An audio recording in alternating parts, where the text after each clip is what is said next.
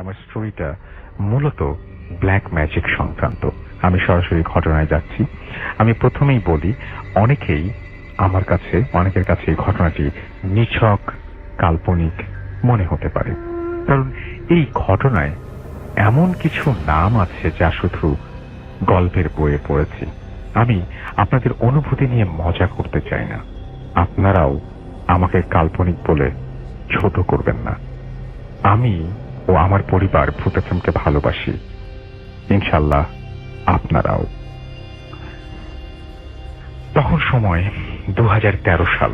আমি সবে diploma complete করছি এবং বিএসসি অ্যাডমিশন নিয়েছি। আমার চাকরি হয় বাংলাদেশের নাম করা একটি কোম্পানিতে এবং ট্রান্সফার করা হয় আমাকে সিলেটে, মৌলভীবাজারে। প্রথম দিকে আমি অফিসের বাসা না পাওয়ার কারণে একটা ফ্ল্যাটে পেইং গেস্ট হিসেবে ভাড়া নেই। ভালোই চলছিল আমার সবকিছু। বাড়িওয়ালা ও তার স্ত্রীর সাথে আমার খুব ভালো সখ্যতা গড়ে ওঠে। তারা দুইজন এমন একটি অপ্রত্যাশিত অফার এক সময় আমাকে দেয়, বিশেষত সে অফারটি খুবই বিরক্তিকর লাগে। তারা তাদের মেয়েকে আমার সাথে বিয়ে করতে বলে এবং আমি সরাসরি না বলি। ওনারা তেমন কোনো একটা রিয়্যাক্ট করেন না। এর কিছুদিন পর আমি রুমটি ত্যাগ করি এবং ডরমিটরিতে চলে যাই। হঠাৎ করেই শুরু হয় অপ্রত্যাশিত যত সব অদ্ভুতুরে কাণ্ড। আমি অনুভব করতে শুরু করি যে আমি জাস্ট কিছুক্ষণ আগে করা কাজ সহজেই ভুলে যাই। কাজে ও লেখাপড়ায় আমার অমনোযোগ চলে আসে এবং বিভিন্ন ধরনের সমস্যা শুরু হয়। একটা সময় এই প্রবলেমগুলো এত তীব্র হতে থাকে, আমি ঢাকা ব্যাক করি। আমি সাইকিয়াট্রিস্ট এবং ডক্টর দুজনের কাছেই যাই, কিছু হয় না। এর মধ্যে আমার অবস্থা আরো শোচনীয় হয়ে ওঠে। আমি ফিল করতে শুরু করি যে আমার সাথে কেউ আছে এবং অন্য কেউ আমাকে কন্ট্রোল করছে আর আমি তার কমান্ডে কাজ করছি। একা থাকতে ভয় লাগতো, মনে হতো আমি পাগল হয়ে যাব। এর প্রায় 1 মাস পর আমার অফিসের একটি সাঁওতাল ছেলে, তার নাম বিশ্বনাথ, আমাকে ওর বাড়িতে গোদ্রিবঙ্গা পূজায় ইনভাইট করে। গোদ্রিবঙ্গা হচ্ছে অপদেবতা, যা দেখতে ছোট বাচ্চাদের মতো এবং সাঁওতাল মতে গোদ্রিবঙ্গা তার পূজারীকে ধনী করতলে বিনিময়ে পূজারী তার শিশু বিসর্জন করে। আমার কিছু কলিগ ওর বাসায় যায়। যাওয়ার পর আমরা নোটিস করি একজন তান্ত্রিকের মতো লোক অপার্থিব দৃষ্টিতে আমাকে দেখছে আর যেন মনে হচ্ছে কিছু একটা বলতে চায়। তান্ত্রিক বলার কারণ ওই ব্যক্তির মাথার চুলগুলো দড়ির মতো মোটা এবং মুখটা বিক্ষুটে রকমের কালো, যেন সাক্ষাৎ অশরীরী আর সাধারণ মানুষের মতো। আর সবকিছু বিশ্বনাথ আমার অসুস্থতার ব্যাপারে জানতো। আমার ভালো লাগছে না বলে উক্ত স্থান ত্যাগ করি। এর মধ্যে আমার শরীরে আরো অবনতি হয়। হঠাৎ একদিন আমার ফোনে বিশ্বনাথের কল আসে।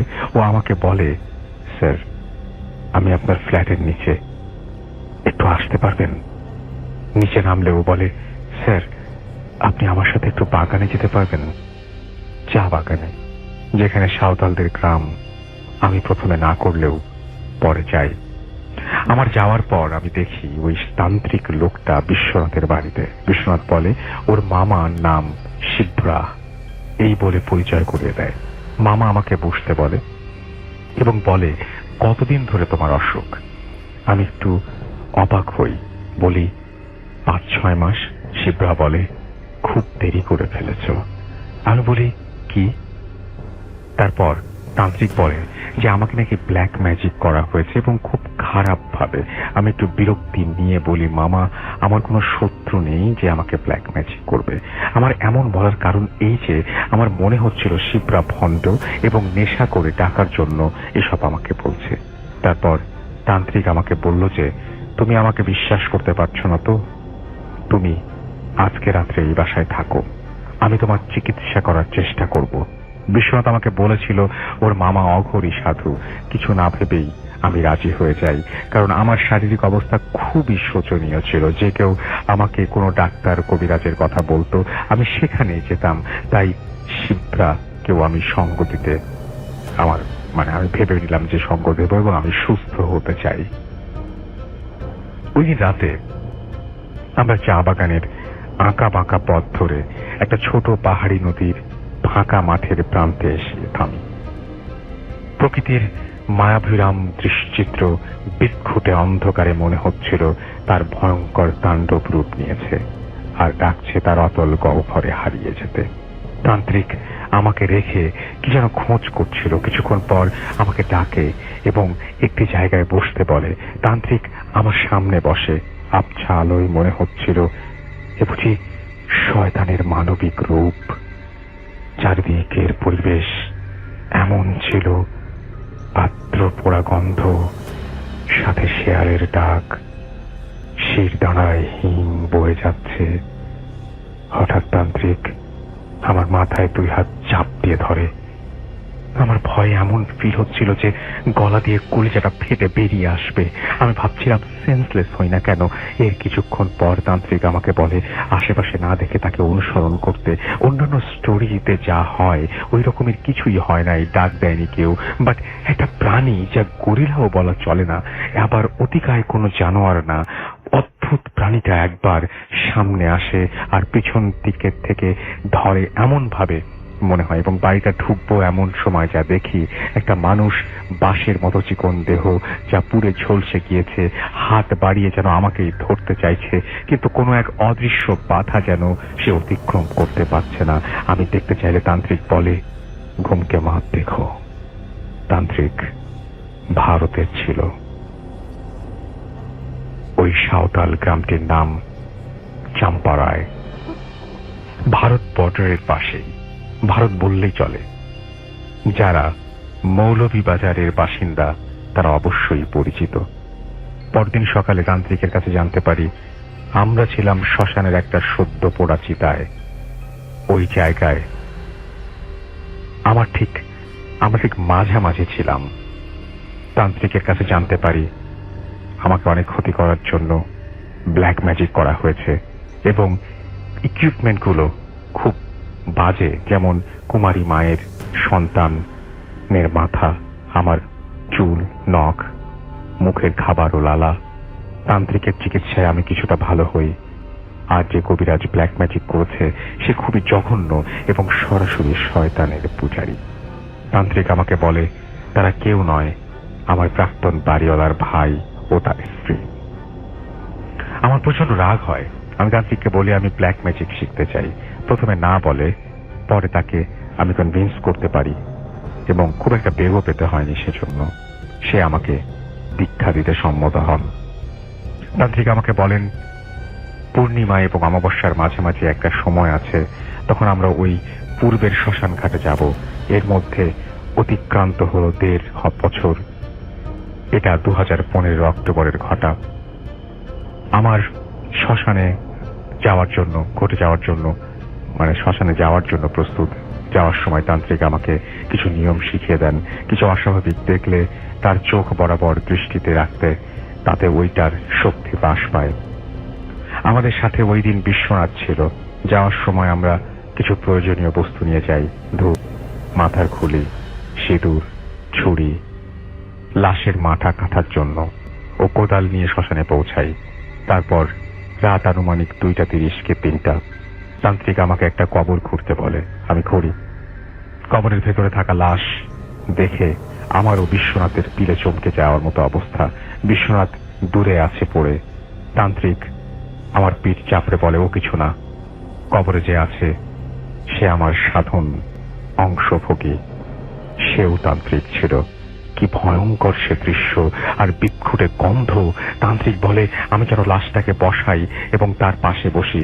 বসার পর পূর্বের শেখানো ভাবে আমি ধূপ জ্বালি ও লাশটাকে সিঁদুর পরাই এবং কিছু মন্ত্র তান্ত্রিক আমাকে শিখিয়ে দিয়েছিল সেটা পাঠ করি। পরক্ষণেই চোখ খুলে দেখি তান্ত্রিক বিশ্বনাথ, কেউ নেই, আমি এবং লাশ একা। হঠাৎ দেখি লাশটা আমার দিকে তাকিয়ে আছে। আমার পিলে চমকে যায়। আমি টলারেট করতে পারছিলাম না। জানি না মনের অজান্তে আমি আয়াতুল কুরসি পড়তে শুরু করি। তখনই চূড়ান্ত ভয়। লাশটা আমার বুকে পা দিয়ে চেপে ধরে। আমি বুঝতে পারছিলাম আজ আমার শেষ রাত, এইগুলো আমার অপকর্মের ফল। আমি আরো জোরে আয়াতুল কুরসি পড়তে শুরু করি। চাপ বাড়তে থাকে। কতক্ষণ এরকম ছিল আমি জানি না, সঠিকভাবে বলতেও পারবো না। আমি একসময় চাপ অনুভব করায় লাশের পা ধরে টান দিতেই পা খুলে যায়। কি বিভীষিকাময় সেই দৃশ্য! প্রাণপণে দৌড়তেই আমি শ্মশানের পাশে দেখি বিশ্বনাথ পড়ে আছে। ওকে টানতে শুরু করি, কিন্তু কাজ বিশেষ হয়নি। পিছনে দেখে তান্ত্রিক, সে আমাকে একটা চড় মারে, বলে কি ভুল করলি? তোকে আমি বারবার করে বললাম, বিদ্যের সব দিতে চেয়েছিলাম, তুই নষ্ট করলি। জানিস না কে ছিল ওইটা? আর কোনোদিন আমার সামনেও আসবি না, তোর কত ক্ষতি হয় দেখিস। আমি সাময়িকভাবে কেমন একটা তন্দ্রাচ্ছন্ন হয়ে যাই। সব দেখছি কিন্তু কিছু বলতে পারছি না। আমিও বিশ্বনাথ বাসায় ফিরে আসি। ততক্ষণে দিনের আলো ফুটে গেছে। অবাক করার বিষয় হচ্ছে, কবর যা ছিল তাই আছে, খোঁড়াখুড়ির কোনো চিহ্ন মাত্র নেই, আর শিবরাতান্ত্রিকও নেই। আমি জানি না আসলে কি হয়েছিল, ওটা ডাকিনি ছিল কিনা, কিন্তু জানি অবশ্যই ভালো কিছু ছিল না। এই ঘটনার পর আমার সাথে অনেক বড় একটা ঘটনা ঘটে। আমার একটা বিরাট ক্ষতি হয়। আমার কথায় জড়তা আছে, তাই স্টুডিওতে আসার সাহস সঞ্চার করতে পারিনি। ও সাধনী দীক্ষা ভুলে যাই। আল্লাহ পাক আমাকে নিজের হাতে বাঁচিয়ে এনেছেন। আলহামদুলিল্লাহ। লিসনার্স, আপনারা কেউ ব্ল্যাক ম্যাজিক দয়া করে প্র্যাকটিস করবেন না, শখ করেও না। এর ফলাফল কখনো ভালো হয় না, কাউকে করতেও দেবেন না। আমার কাছে আরো কিছু ঘটনা আছে। ঘটনা বলছি এই কারণে, স্টোরি মনের কল্পনা মাত্র, আর ঘটনা আমার মতে জীবনের কিছু ভয়ঙ্কর স্মৃতি। ধন্যবাদ আমাদের সাথে থাকার জন্য। আশা করছি এই গল্পগুলো আপনাদের একটু হলেও ভয়ের অনুভূতি দিতে পেরেছে। যারা চ্যানেলে প্রথম এসেছেন তারা অবশ্যই চ্যানেলটি সাবস্ক্রাইব করবেন এবং ভিডিওটিতে লাইক করবেন। আর আপনারা আপনাদের সাথে ঘটে যাওয়া এই ধরনের ভৌতিক ঘটনাগুলো আমাদের লিখে অথবা অডিও আকারে ইমেল করতে পারেন। আমরা সেই ঘটনাগুলো অবশ্যই আমাদের চ্যানেলে প্রচার করব। আমাদের ইমেল করার ঠিকানা ভৌতিককথন@gmail.com। আপনাদের সুবিধার জন্য আমাদের ইমেল আইডি আমাদের ডেসক্রিপশন বক্সে দেয়া থাকবে। ধন্যবাদ। আমি সাইফুল ইসলাম। আমার হোম টাউন গাজীপুর, জেলা শ্রীপুর, উপজেলা কোনো এক গ্রামে। সঙ্গত কারণে স্টুডিওতে এসে ঘটনা শেয়ার করা সম্ভব হচ্ছে না, তাই ঘটনাটি লিখে পাঠাচ্ছি। পড়ে শোনানোর অনুরোধ রইল। ঘটনাটি আমার এক বড় ভাইয়ের সাথে ঘটেছে। তিনি পেশায় একজন ডক্টর। তিনি সম্বোধন বলছি কারণ তিনি আমার 8 থেকে 10 বছরের সিনিয়র। ওনার বাড়ি উত্তরবঙ্গের কোনো এক জেলায়। তো তিনি আমার সাথে ঘটনাটি যেভাবে শেয়ার করেছেন আমি সেভাবেই শেয়ার করছি। আমি তখন ময়মনসিংহ মেডিকেল কলেজের প্রথম বর্ষের শিক্ষার্থী। নতুন জায়গা, নতুন মুখ, আগে কখনো দেখিনি, সবকিছু ভালোভাবে চিনি না। আমি একটা হোস্টেলে উঠেছিলাম। সেখানে কয়েকজনের সাথে আমার পরিচয় হয়। আমরা 4 জন বন্ধু একসাথে এক রুমে থাকতাম। দিনটি ছিল 2012 সালের দুর্গাপূজার নবমীর দিন। পুরো হোস্টেল ফাঁকা, কেননা পুরো 6 দিনের ছুটি ছিল। আমাদের 4 জনের মধ্যে আমরা 2 জন কোথাও যাইনি। আমাদের রুমটা ছিল 3 তলায়। রাত তখন 2:30। হঠাৎ দরজায় কর্নারার শব্দে আমার ঘুম ভেঙে যায়। কেউ আমার নাম ধরে ডাকলো। আমি স্পষ্ট শুনতে পেলাম। কর্নারার শব্দ অনেক তীব্র ছিল। আমি এক লাফে উঠে বসলাম। আমার সাথে থাকা বন্ধুটিকে ডাকলাম, কিন্তু কোনো সাড়া পেলাম না। তাই বাধ্য হয়ে আমি দরজা খুললাম। দরজা খুলে দেখি আমি রুম থেকে বের হলাম। তখন কিছুটা ভয় পেলাম, কারণ পুরো করিডোরে আমি কাউকে দেখতে পেলাম না, এবং করিডোরের এক প্রান্ত থেকে অপর প্রান্ত পর্যন্ত ভালোভাবে দেখে নিলাম, কিন্তু সেখানে কেউ ছিল না। কিছুটা অবাকও হলাম। এত রাতে কেই বা আমার নাম ধরে ডাকলো। আমি আর কিছু না ভেবে রুমে ফিরে আসলাম। এ ব্যাপারে কাউকে কিছু বললাম না। পরের দিন ছিল দশমীর দিন, তাই আমরা 2 বন্ধু মিলে বিসর্জন দেখতে গিয়েছিলাম। রাত 10টার আগেই হোস্টেলে ফিরে আসলাম। তারপর খাওয়া দাওয়া সেরে শুয়ে পড়লাম। হঠাৎ গত রাতের মতো কর্নারার শব্দে আমার ঘুম ভেঙে গেল। আজকের শব্দটা ছিল শান্ত প্রকৃতির। আমি দরজার কাছে গিয়ে জিজ্ঞেস করলাম, কে? ওপাশ থেকে কেউ একজন উত্তর দিল, আমি হামিদ চাচা। এই হামিদ চাচা হলেন আমাদের হোস্টেলের কেয়ারটেকার। আমি তখন দরজা খুলে বাহিরে বের হয়ে জিজ্ঞেস করলাম, কি দরকার? উনি জানালেন, বড় স্যার আমাকে এক্ষুনি ওনার চেম্বারে ডেকে পাঠিয়েছেন। কথা বলার সময় আমি খেয়াল করলাম হামিদ চাচাকে কেমন যেন নার্ভাস দেখাচ্ছে। ওনার মুখটা একটা চাদর দিয়ে ঢাকা। উনি এটুকু বলে তাড়াতাড়ি চলে গেলেন। আমি একটু অবাক হলাম। এটা ভেবে যে বড় স্যার তো আরো 2 দিন পরে আসার কথা, কারণ যাওয়ার দিন আমাদের বলেছিলেন ওনার আসতে 2 দিন দেরি হবে। তারপর কিছু না ভেবে ওনার চেম্বারে গেলাম। বড় স্যার বলেন ওটি করতে হবে। কোনো নার্স না থাকায় অ্যাসিস্ট্যান্ট হিসেবে আমাকে ডেকেছেন। আমি আর কিছু না বলে ওনার সাথে সাথে ওটি রুমে গেলাম। উনি আগে থেকে রেডি হয়েছিলেন এবং আমাকে ড্রেস পরে নিয়ে আসতে বললেন। আমি রেডি হয়ে এসে দেখি ওটি স্যার রুমে, স্যার নেই। আমি দেখলাম বেডে কেউ একজন শুয়ে আছে, আর সেটা সাদা কাপড় দিয়ে ঢাকা। আমি আস্তে আস্তে গিয়ে কাপড়টা সরিয়ে দিলাম। তারপর আমি যা দেখলাম তা দেখার জন্য আমি মোটেও প্রস্তুত ছিলাম না। আমি দেখলাম বেডে হামিদ চাচার লাশ পড়ে আছে। তার মুখটা বিভৎস হয়ে গেছে। কেউ দেখলে ভয় পাবে, যে কেউ দেখলে ভয় পাবে। এই দৃশ্য দেখে ভয়ে আমার শরীর ঘামতে শুরু করে। আমি তাড়াতাড়ি ওটি রুম থেকে বের হওয়ার জন্য দরজা খুলতে গিয়ে দেখি দরজা খুলছে না। আমি আরো ভয় পেলাম। আমি বোঝাতে পারছিলাম না আমার সাথে কি হচ্ছে। ঘামে আমার শরীরের অধিকাংশ ভিজে গেছে। অনেক চেষ্টার পর দরজা খুলতে সক্ষম হলাম। বের হয়ে আমি সোজা বড় স্যারের চেম্বারে গেলাম। গিয়ে দেখি কেউ একজন চেয়ার পেছনের দিকে ঘুরিয়ে বসে আছে। আমি স্যার বলে ডাক দিতেই সামনের দিকে ঘুরলো। তারপর আমি যা দেখলাম সেটা আমি কখনো স্বপ্নেও ভাবিনি। আমি দেখলাম সেই সবুজ রঙের ড্রেস পরা একটা দেহ চেয়ারে বসানো, কিন্তু মাথা নেই, গলা বেয়ে রক্ত ঝরছে। এই দৃশ্য দেখার পর আমি আর স্থির থাকতে পারিনি। স্যারের চেম্বারে সেন্সলেস হয়ে পড়ে যাই। তারপর আমার কিছু মনে নেই। পরদিন সকালে আমি নিজেকে আমার রুমে আবিষ্কার করি। আমার পাশে আমার বন্ধু বসেছিল। সে বলল, সকালে ঘুম থেকে উঠে আমাকে দেখতে না পেয়ে অনেক খোঁজাখুঁজি করে স্যারের চেম্বারে গিয়ে আমাকে দেখে যে আমি পড়ে আছি। তারপর আমাকে রুমে নিয়ে আসে। আমাকে জিজ্ঞেস করে কি হয়েছিল। আমি তাকে আমার সাথে ঘটা পুরো ঘটনা বলি। তারপর সে আমাকে যেটা জানালো সেটা শোনার পর আমি আমার নিজের কানকেও বিশ্বাস করতে পারছিলাম না। সে বলল, গতকাল রাতে বড় স্যার এবং হামিদ চাচা একই বাসে করে আসছিলেন, আর সেই বাস অ্যাক্সিডেন্ট করে। এতে তারা উভয়ই ঘটনাস্থলে মারা যায়, আর জানালার গ্লাসে চাপ লেগে স্যারের মাথা বডি থেকে আলাদা হয়ে যায়। ঘটনা এখানে শেষ হলেই পারত, কিন্তু হলো না। এরপর থেকে পুরো ঘটনাটি আমি স্বপ্নে দেখতাম আর চিৎকার দিয়ে ঘুম থেকে জেগে উঠতাম। আমাকে নিয়ে আমার বন্ধুরা খুবই দুশ্চিন্তায় ছিল। তারও 4-5 মাস পর আমি টিসি নিয়ে অন্য জায়গায় চলে যাই। এরপর আমার সাথে আর কিছু ঘটেনি।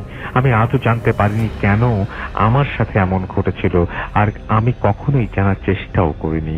কিছু কিছু ঘটনার রহস্য থাকাই ভালো। এই ছিল আমার ঘটনা। ডিরেক্ট করা হলে খুশি হব। এই ঘটনাটি অনেক পুরনো, স্বাধীনতা যুদ্ধের সময়কালে ঘটে যাওয়া ঘটনা। পুরান ঢাকার মেল ব্রেক ফরিদাবাদের ঘটনা। এই এলাকায় একজন খুব পরহেজগার মুরব্বীর মৃত্যু হয়। উনি তার জীবনকালে অনেক জিন পালন করতেন।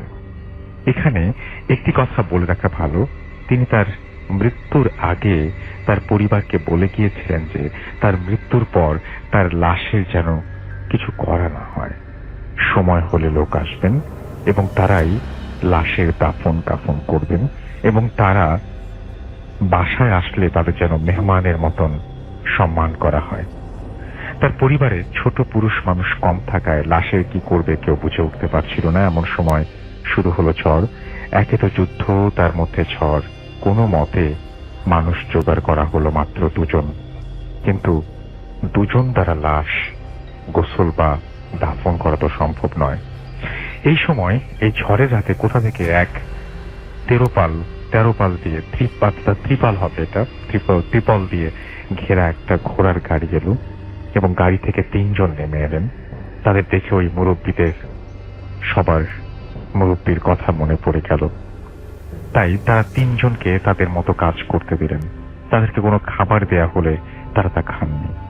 এর মধ্যে 2 জন পর্দার আড়ালে লাশ গোসল দেওয়া শুরু করেন এবং একজন বাইরে দাঁড়িয়ে দোয়া পড়ছিলেন। যিনি বাইরে ছিলেন তিনি পরেছিলেন একটা সাদা জুব্বা এবং মাথায় ছিল কাপড় দিয়ে ঢাকা, যার কারণে তার চেহারা দেখা যাচ্ছিল না। গোসল শেষে তারা লাশ নিয়ে বেরিয়ে পড়েন এবং বাসা থেকে 2 জনকে আসতে বলেন। তাই 2 জন লাশের সাথে ঘোড়ার গাড়ি করে কবরস্থানে যায়। কবরস্থানে যাওয়ার সময় ওই 3 জন লোক কোনো কথা বলছিল না। কবরস্থানে যাওয়ার পর তারা 3 জন এবং বাসা থেকে যাওয়া 2 জনের মধ্যে একজন লাশ নিয়ে কবরস্থানে প্রবেশ করে। যিনি লাশের খাটিয়া কাঁধে নিয়েছিলেন তার কাছে মনে হচ্ছিল যেন খাটিয়াতে কোনো লাশ নেই, একদম হালকা। তিনি সামান্য ভয় পান। কবরের পাশে যেতে দেখা গেল কবর খোঁড়ার সবকিছু সামনে রাখা। তখন রাত 11:30 থেকে 12টার মতো বাজে। 2 জন লোক খুব তাড়াতাড়ি কবরটি খুঁড়ে ফেলল এবং ওই জুব্বা পরা লোকটি পাশে দাঁড়িয়ে দোয়া পড়ছিল, ক্রমাগত দোয়া পড়ছিল। বাসা থেকে যাওয়া 2 জনের ওপর থেকে লাশটি কবরে নামান এবং নিচ থেকে ঘোড়ার গাড়ি থেকে আসা 2 জন লোক লাশটি কবরে শোয়ান। লাশটি কবরে শোয়ানোর সময় তেমন ভারী মনে হয়নি। বাঁশ আর চাটাইয়ের বিছান হয়ে গেলে ঘটে সবচেয়ে ভয়ঙ্কর ঘটনা। এখন মাটি দেবার পালা। বাসা থেকে আসা 2 জন আগে মাটি দিতে যান। প্রথম জন মাটি দিয়ে আসেন এবং দ্বিতীয় জন যখন নিচু হয়ে মাটি দেন, দিয়ে ওঠার সময় তিনি ওই জুব্বা পরা লোকটির চেহারা দেখে ফেলেন এবং যা দেখেন তা দেখার জন্য তিনি প্রস্তুত ছিলেন না। তিনি দেখেন যে ব্যক্তি মারা গেছেন সেই ব্যক্তিটি দাঁড়িয়ে আছেন কবরের পাশে এবং নিজের লাশ তিনি নিজেই দাফন করছেন এবং নিজের কবরে মাটি দিলেন। এই দৃশ্য তিনি কোনো মতে দেখে নিজেকে সামাল দিতে পারলেন না। শেষে ভয়ে কাঁপতে কাঁপতে ফিরে এলেন। ফিরে আসার সময় কবর থেকে 30 ফুট দূরে এসে পিছনে তাকিয়ে দেখলেন 3 জনের একজনও সেখানে নেই। কবরস্থান থেকে বাইরে এসে তারা ঘোড়ার গাড়িটিও আর দেখতে পাননি। এই দেখে তারা ভয়ে কোনো মতে বাসায় আসেন এবং তখন সব খুলে বলেন তাদের সাথে কি হয়েছিল। তখন জানা যায় ঘোড়ার গাড়িতে প্রথম একজন জুব্বা পরা লোকটির চেহারা দেখে এবং তখন এটা বুঝতে পারে যে কি হতে চলেছে। এই ছিল ঘটনা। 1971-এর কয়েক বছর পরের ঘটনা। বলা বাহুল্য যে 71-এর পরে দেশের অবস্থা পরিস্থিতি কতটা স্বাভাবিক ছিল বা ঘটনাটি ঘটেছিল আমার এক আম্মুর সাথে খুলনার খালিশপুরের হাউজিং স্টেট এলাকায় এবং আম্মুর তখন আনুমানিক 11-12 বছর বয়স। আম্মুর কাছ থেকে যেভাবে শুনেছি সেভাবে ঘটনাটি তুলে ধরার চেষ্টা করলাম। সুতরাং কথা না বাড়িয়ে ঘটনায় চলে যাই। তখন খালিশপুর হাউজিং স্টেটে প্রতিটা লাইনেই বিরাট বিরাট বড় বড় ড্রেন ছিল। ড্রেনগুলো প্রশস্ততা ও লম্বায় উভয় দিক থেকেই ভালোই বড় ছিল। বলা বাহুল্য যে যারা ভালো লাফাতে পারে না তাদের পক্ষে ওই ড্রেনগুলো লাফিয়ে যাওয়া বা লাফিয়ে পার হওয়া বেশ মুশকিল ছিল। এবং যেহেতু স্বাধীনতার পর পরিস্থিতি খুব একটা স্বাভাবিক না থাকায় এবং বিদ্যুতের তেমন কোনো ব্যবস্থা না থাকায় ওই এলাকা ঘুটঘুটে অন্ধকার থাকতো। আর রাত হলে তো কথাই নেই। আম্মু ছোটবেলা থেকে একটু চঞ্চল প্রকৃতির ছিলেন এবং ভয় ভীতি কোনো কিছু রহস্যময় কোনো কিছু তাকে স্পর্শ করেনি। তাই তো যাই হোক, মূল ঘটনায় আসে। একদিন বাসায় কোনো এক মেহমান আসলো। তো আম্মু আমার বাবাকে কিছু নাস্তা আনার জন্য বাজারে পাঠালেন। তার বাবাকে কিছু নাস্তা আনার জন্য বাজারে পাঠালেন। যেহেতু আগেই বলেছি বাজারে যেতে হলে বড় বড় প্রশস্ত ড্রেন লাফ দিয়ে পার হয়ে যেতে হয়, তো আম্মু যথারীতি বাজার থেকে বেরিয়ে বড় বড় প্রশস্ত ড্রেনগুলো লাফিয়ে লাফিয়ে বাজারের পথে এগোতে লাগলেন এবং এবং কোনো ধরনের সমস্যা ছাড়াই নির্বিঘ্নে বাজারে গেলেন। নাস্তা কেনার পর আবারও আম্মু প্রশস্ত ড্রেনগুলো লাফিয়ে বাড়ি ফিরতে লাগলেন। আগেই বলেছি ড্রেনগুলো লম্বা এবং প্রশস্ততার কথা বেশ বড় ছিল। আম্মু ভাবলেন দেখে শুনে একটু সময় নিয়ে ট্রেনগুলো লাফানো দরকার, বার হওয়া দরকার, এবং তিনি সেটাই করছিলেন। তাছাড়া বেশ অন্ধকার পরিবেশ সেখানে ছিল, চাঁদের আলো ছাড়া কোনো ধরনের আলোর ছিটে ফোটাও ছিল না। তো আম্মু একটি ড্রেন লাফিয়ে পার হবার সময় জন্য অপেক্ষা করছিলেন। ঠিক তখনই লক্ষ্য করলেন যে ড্রেনের ডান পাশ থেকে কোন একটা মাছের মতো অবয়ব ড্রেনের ভেতর থেকে হামাগুড়ি দিয়ে দিয়ে সামনে এগিয়ে আসছে। আম্মু সেটাকে ভালোভাবে লক্ষ্য করলেন। এক পর্যায়ে জিনিসটি ঠিক আম্মুর সামনে এসে থামলো। আম্মু চাঁদের আবছা আলোতে স্পষ্ট লক্ষ্য করলেন তার মুখমণ্ডল সম্পূর্ণ মানুষের মতো এবং সমস্ত শরীর লোম দ্বারা আবৃত, এবং পেছন দিকটা মাছের লেজের আকৃতি বিশিষ্ট। নীল চোখ, তার চোয়াল থেকে দাঁত বেরিয়ে আসছে, মাথা বিস্তৃত লম্বা ঘন কালো চুল, তার শরীর থেকে বিচ্ছিরি একটা দুর্গন্ধ আসছে। আম্মু পরিস্থিতি অনুধাবন করার আগেই আগন্তুক বলে উঠল, কোথায় যাচ্ছিস? আম্মু ভয়ে প্রায় প্রকম্পিত অবস্থায় দ্রুত ট্রেনগুলো লাফিয়ে ছুটতে লাগলো। ভয়ঙ্কর অবয়বটি আম্মুর পেছন পেছন ছুটতে লাগলো। আম্মুর বর্ণনা মতে অবয়বটি আম্মুকে অনেক দূর পর্যন্ত, প্রায় 3 রাস্তার মোড় পর্যন্ত ধাওয়া করলো। আম্মু বাসায় ঢোকার সাথে সাথে মাটিতে পড়ে জ্ঞান হারালো। এর একটু পরে আম্মু স্বাভাবিক হলে তার সাথে কি হয়েছিল জানতে চাইলে আম্মু সমস্ত ঘটনা খুলে বললেন, এবং সাথে সাথে আমার আম্মুর বাবা অর্থাৎ আমার নানা লাইট নিয়ে ছুটলেন, কিন্তু কোথাও কিছু নেই। তবে অবয়বটি যে শেষ পর্যন্ত ধাওয়া করেছিল সেই পর্যন্ত কাদার ছাপ পড়েছিল। সেই কাদার ছাপটি এমনই অবয়বপূর্ণ ছিল যে যেই দেখেছে সেই বিস্ময়ে হতবাক হয়ে গেছে। কিছুদিন পর আমার নানা একটি ঘটনা জানতে পারলেন যে যুদ্ধ চলাকালীন সময়ে মিলিটারিরা কোনো এক বুদ্ধিজীবীকে নৃশংসভাবে হত্যা করে এবং সেই ড্রেনের মধ্যে ফেলে রেখেছিল, এবং লাশটির উপরে নৃশংসভাবে অত্যাচার চালানো হয়, এবং লাশটি মানে হয়তো এই কারণে এই জায়গাটা হন্টেড ছিল, এবং এই জায়গাটাতে অনেকেই অনেক কিছু দেখেন বা এরকম ব্যাপার স্যাপার সেখানে প্রচলিত আছে। আসসালামু আলাইকুম রাসেল ভাই, আমি মালয়েশিয়া থেকে আমার আবার ফাহিমা লিখছি। আশা করি ভালো আছেন। প্রথম ইমেলটা পড়ার জন্য অনেক ধন্যবাদ। আর মালয়েশিয়ান ফ্রেন্ড ফাতিন নূর শফিকা বিনতে রাফিন আরো একটি ব্ল্যাক ম্যাজিকের ঘটনা শেয়ার করে, কারণ বাংলাদেশের মতো এখানেও ব্ল্যাক ম্যাজিকের প্রচলন আছে এবং অনেক বেশি। কথা না বাড়িয়ে ঘটনাটা বলি। ঘটনাটা সম্পূর্ণ সত্য, কারণ ঘটনার পর আমার মালয়েশিয়ান ফ্রেন্ড ফাতিন নূর শফিকার পুরো পরিবার সেখানে উপস্থিত ছিল। ঘটনার সূত্রপাত ফাতিন নূর শফিকার বড় ভাইয়ের খুব কাছের ফ্রেন্ড, তার নাম আলং, তাকে নিয়ে। আলং এর বসবাস কেলান্তান মালয়েশিয়ার একটা প্রদেশ, এবং আলং পরিবারের সিদ্ধান্ত নেয় যে তারা তাদের বিয়ের এবং সেই অনুযায়ী পাত্রী ও পরিবারের পক্ষ থেকে তারা ঠিক করা হয়, এবং বিয়ের ঠিক আগের রাতে যখন সবাই অনুষ্ঠান নিয়ে ব্যস্ত, ঠিক ওই সময় একটি মেয়ে বাড়িতে উপস্থিত হয়। সে আলং ও তার বাবার কাছে বলে, এই বিয়ে এখনই বন্ধ করে দাও। আমি আলংকে অনেকদিন যাবৎ ভালোবাসি, এবং আলং যখন আমার বাড়ির সামনে দিয়ে স্কুলে যেত সেই সময় থেকে ওকে না পেলে আমি বাঁচতে পারবো না। বাড়িতে উপস্থিত সবাই অবাক হয়ে যায়। আলংয়ের বাবা বলে, তুমি ওকে ভালোবাসো, আগে কেন বলনি? এখন তো আর কিছু করা সম্ভব না, কারণ কাল সকালে আলংয়ের বিয়ে। আলংয়ের বাবা আরো বলে, তুমি তোমার বাবা মাকে দিয়ে আরো আগে বিয়ের প্রস্তাব দিলে আমি অবশ্যই বিবেচনা করতাম। মেয়েটি বলে, তার বাবা মা কেউ জীবিত নেই, কিন্তু এখন তো কোনো কিছু সম্ভব না, তুমি ফিরে যাও, আমি আরেকটি মেয়ের জীবন নষ্ট করতে পারবো না। আলং নিজে ওই মেয়েকে আর এর আগে চোখে দেখেনি, তাই সে কোনো প্রতিবাদ করেনি। মেয়েটিও কাঁদতে কাঁদতে চলে যায়। পরে জানতে পারা যায় মেয়েটির নাম ইয়াতি। পরে আলংয়ের বিয়ে যথারীতি হয়ে যায়। আলংয়ের ওয়াইফ আয়েশা মেয়ে হিসেবে অনেক ভালো, এবং অনেক ধার্মিক। 5 ওয়াক্ত নামাজ আদায় করত প্রতিদিন, এবং নিয়মিত সকালে শুরু হতো তার কোরআন পাঠের সাথে। পরিবর্তনটা আসতে শুরু করে আলংয়ের মাধ্যমে।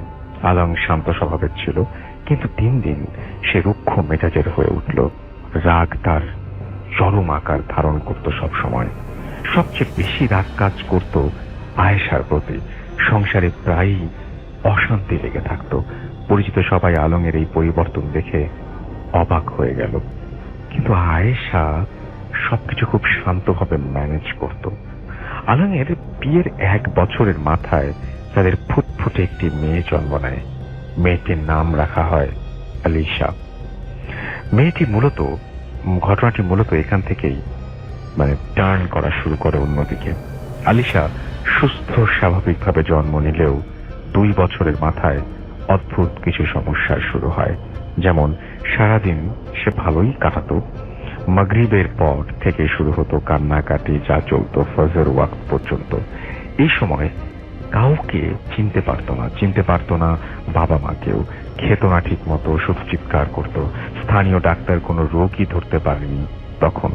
অবস্থা দিন দিন যখন আরো খারাপ হয়ে যায়, আলংয়ের ওয়াইফ আয়েশা বারবার তাকে অনুরোধ করে আলিশাকে একজন ওস্তাদ অথবা হুজুরের শরণাপন্ন হওয়ার জন্য, কিন্তু আলং তাতে রাজি নয় কিছুতেই।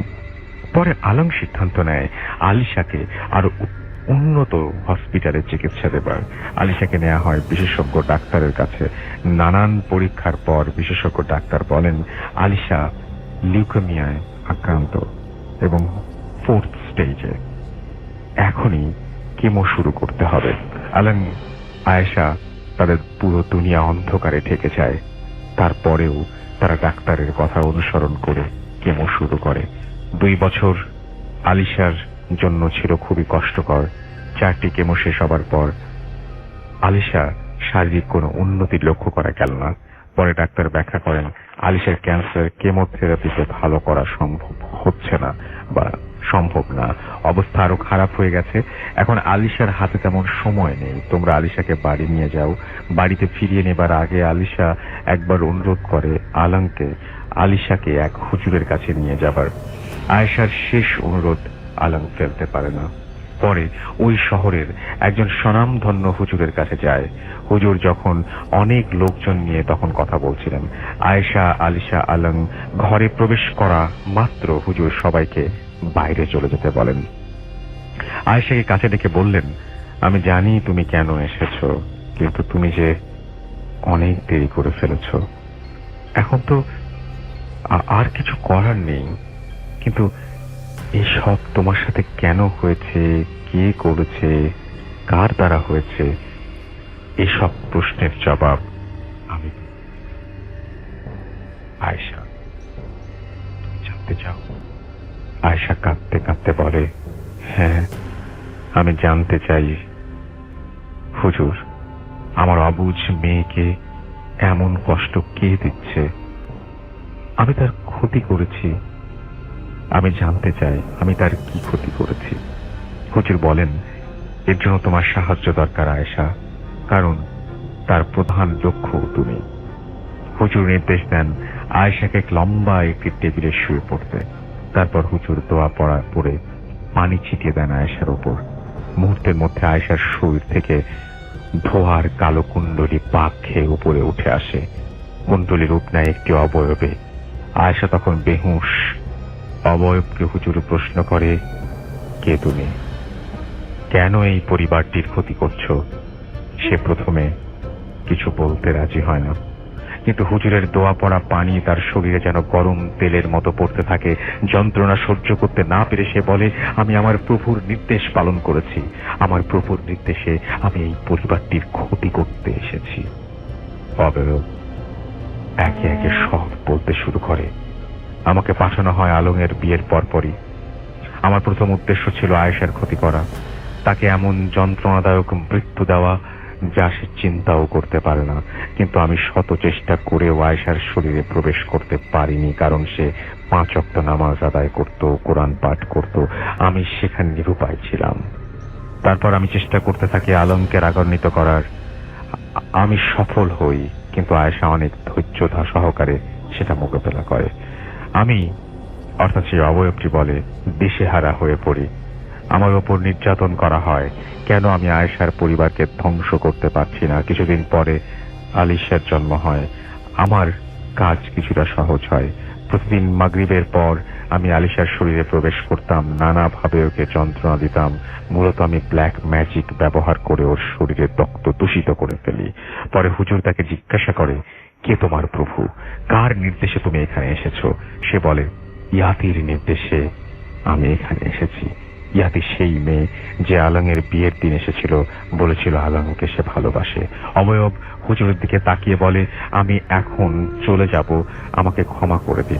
হুজুর বলে, ক্ষমা তোর মতো চিত্র করা সম্ভব নয়। ক্ষমা তোকে করতে পারে একমাত্র আল্লাহ। আর আলিশার দিকে তাকায় সবাই। ছোট আলিশা কি বুঝে সেই জানে। একটু হেসে লুটিয়ে পড়ে বাবার কোলে। হুজুরের দোয়া পাঠ করতে থাকেন। অবয়ব ধীরে ধীরে মিলিয়ে যায়। বেহুশ আয়েশা হুশ ফিরে দৌড়ে ছুটে যায় মেয়ের কাছে, কিন্তু তখন সব শেষ। আলিশার দুনিয়াতে নেই।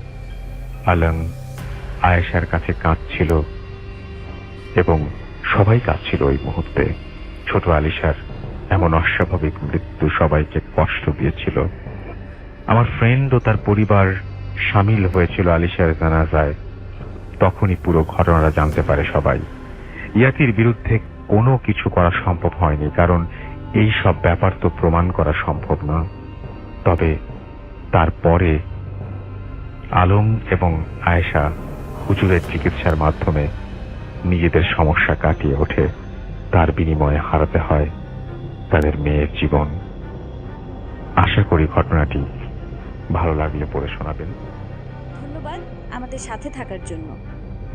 আশা করছি এই গল্পগুলো আপনাদের একটু হলেও ভয়ের অনুভূতি দিতে পেরেছে। যারা চ্যানেলে প্রথম এসেছেন তারা অবশ্যই চ্যানেলটি সাবস্ক্রাইব করবেন এবং ভিডিওটিতে লাইক করবেন। আর আপনারা আপনাদের সাথে ঘটে যাওয়া এই ধরনের ভৌতিক ঘটনাগুলো আমাদের লিখে অথবা অডিও আকারে ইমেইল করতে পারেন। আমরা সেই ঘটনাগুলো অবশ্যই আমাদের চ্যানেলে প্রচার করব। আমাদের ইমেল করার ঠিকানা ভৌতিককথন@gmail.com। আপনাদের সুবিধার জন্য আমাদের ইমেল আইডি আমাদের ডেসক্রিপশন বক্সে দেয়া থাকবে। ধন্যবাদ।